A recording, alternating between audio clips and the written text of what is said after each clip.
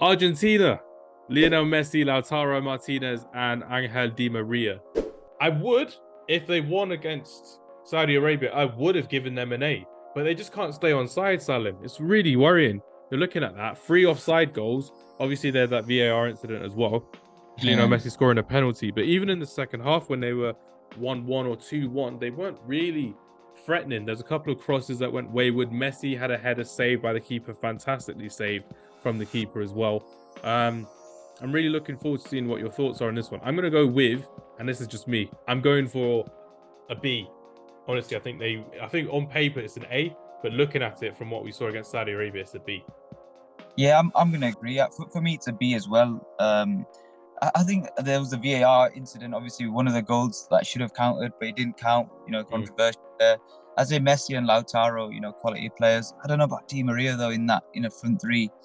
I'd much rather like a Dybala or somebody like that, and that could potentially push it up to the A. I know he's not fit at the moment, but yeah, again, it's a long tournament. Well, it's not a long tournament in that sense, but there's still a long way to go in the tournament. It's only the first game.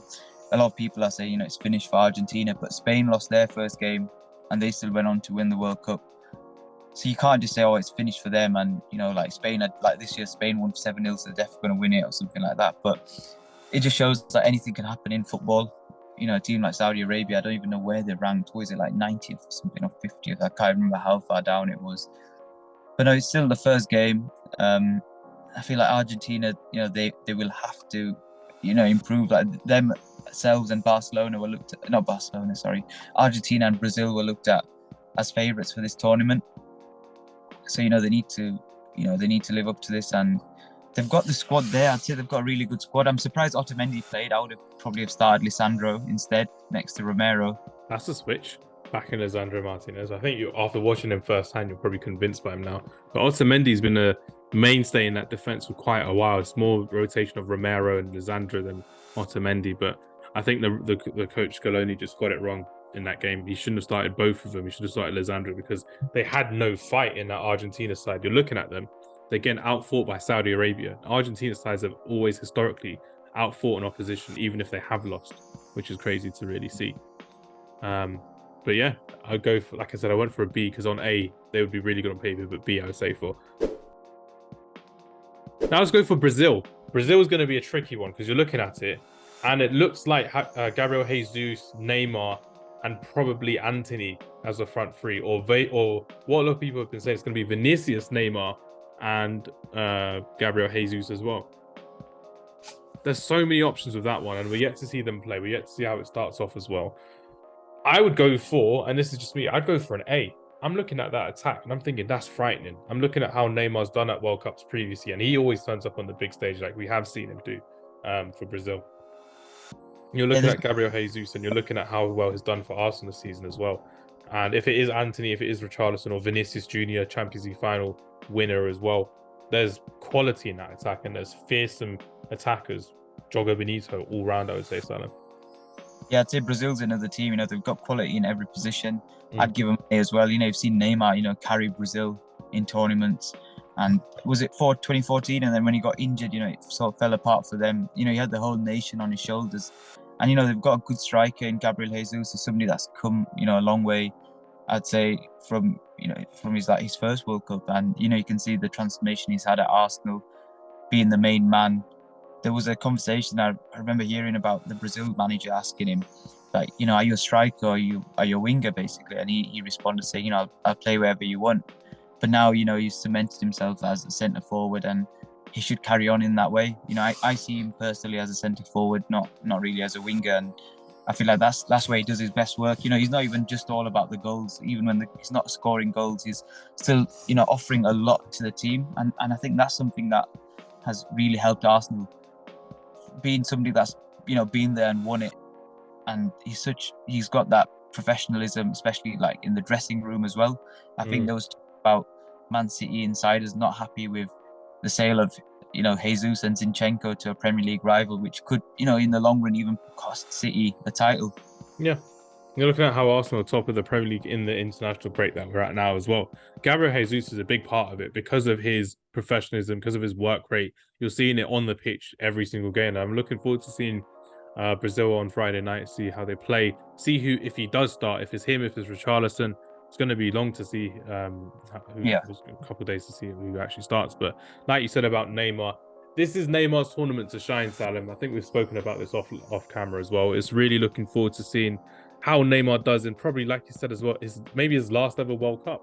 He's got an Olympic gold medal for Brazil. He's got glory at Brazil, but obviously Brazil, they've been lacking a World Cup for 20 years now. 2002, the last time they've actually won a World Cup. My first World Cup, if I can remember.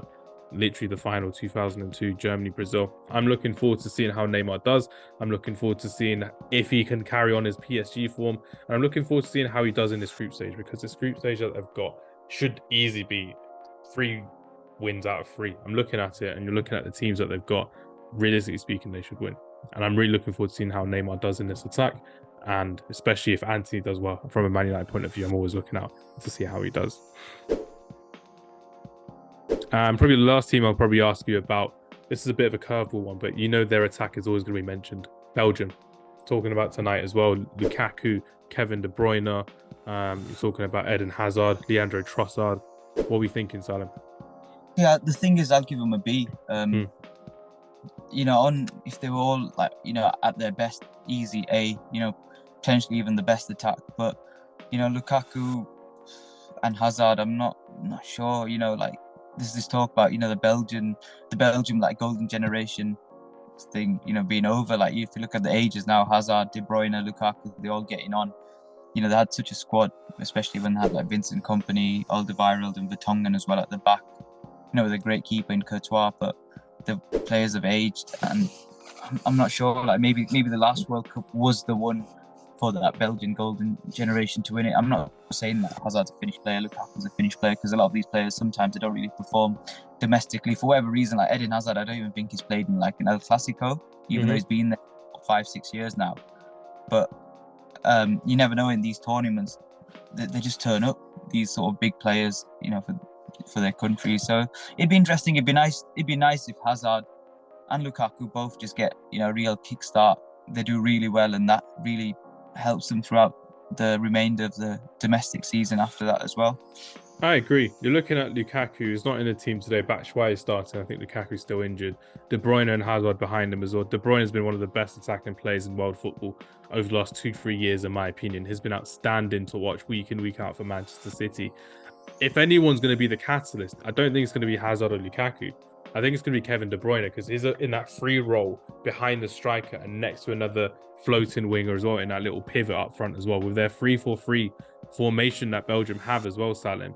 This is all down to Kevin De Bruyne, in my opinion. I think Kevin De Bruyne has to drag this Belgian team forward to glory again, because in the 2018 World Cup semi-final is definitely a team effort. You saw Witsel playing well, Fellaini scoring goals, their defense, Alderweireld, Vertonghen, they were in really good form, probably their peak in my opinion, as well, because the season afterwards they got to the Champions League final with Spurs. So that's probably the best versions I've ever seen of Vertonghen and of Alderweireld as well.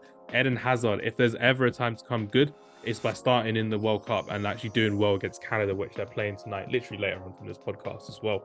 So I'm really looking forward to seeing how it does. But like I said, Kevin De Bruyne is Belgium's main man. He has to show up in this World Cup. He has to drag this team forward. And in my opinion, after Croatia just drew earlier today against Morocco, they have to top the group and they have to kind of take this World Cup by storm. That's how I think about Kevin De Bruyne. If he does it week in, week out for City, he has to carry over that form on the biggest stage of all, because that's where big players get judged the most. And that's why a lot of people remember Neymar fondly, because of what he did in 2014 and in 2018 as well.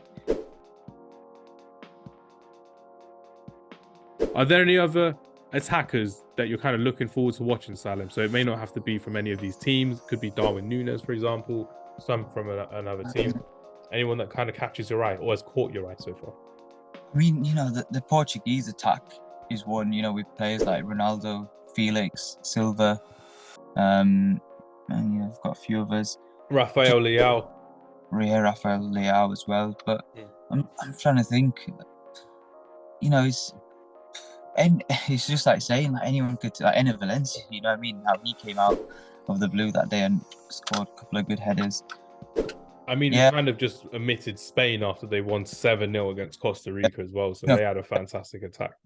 Torres, someone that was okay for Man City, and he decided to move to Barca, and this could be a tournament where you could, really prove that he's that elite player, which Man City thought he was, and why they, signed him in the first place. Mm. But yeah, this obviously Lewandowski's still there. He only had 9 touches in the box in the last World Cup, so I think he's already improved on that, albeit missing a penalty. 12 in the game and missing a penalty. Crazy. Yeah, so then you've got Lozano. He's another one. He was good yesterday. Quite enjoyed watching him. To me personally, Sam, when I'm looking at this attack and I'm looking in some of these teams, I'm really looking forward to seeing how, when he gets fit, Leroy Sané, I think I said it last week on the podcast, he's someone who I really think should be turning up for Germany in these tournaments. We always expect Thomas Müller to do well because he's done it and has won it for Germany, but he clearly didn't do well enough today against Japan. But I think it's a really exciting time to be a football fan. When you're looking at all of these new attacking young players coming through, you're looking at the key influences as well in some of these attackers, the Hazards, the Neymars, the Mbappes, all influencing the new generation of how people play. And it's a faster, more attractive way of playing football for a lot of these attackers, for these wingers.